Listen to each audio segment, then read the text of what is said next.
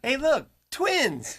Not really, but you have Don Gatling and Gino Franti here for the National Real Estate Cafe, where you get your daily dose of real estate market updates. Today we're actually triplets. Dennis Kotzman wore the same shirt too. Yeah, we all believe in Skyline Home Loans, but today we're going to talk about something that's very important to all of us, and it comes from the main source, the head of the Fed.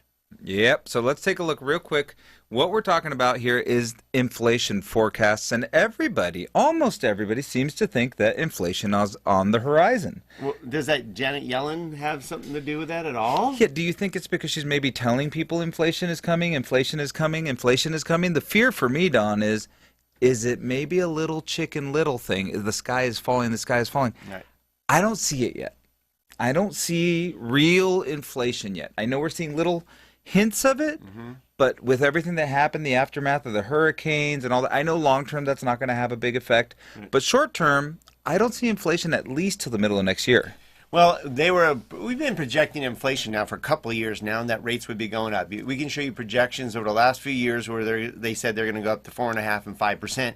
We have actually debated it. So we've actually been very correct. We stay pretty good with our crystal. Where did our crystal ball go? It's around here somewhere. Anyways, we've been pretty on because we don't see it. We watch trends. Now, is Yellen basically protecting everybody, from getting over ambitious so we don't have a huge influx in inflation? The key is to control inflation, and the Fed's goal is 2% or below, and right now we're looking at between 1.3 and 1.7%, Gino. Here's what I think they're doing, right? And I think it might be the right move. They don't want to let inflation get out of control.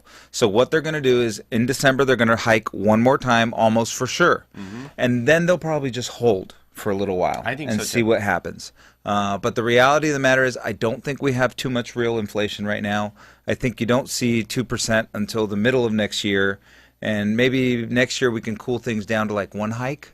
That would be nice. And what that means to you is not long-term rates. It's actually not housing rates. It's basically car loans, equity loans, and credit card rates are going to go up another 0.25%. Now, what's nice is what we're seeing is it's going up little bit by little bit by little bit, not jumps. When you go up a half, another half, it dramatically affects all of us.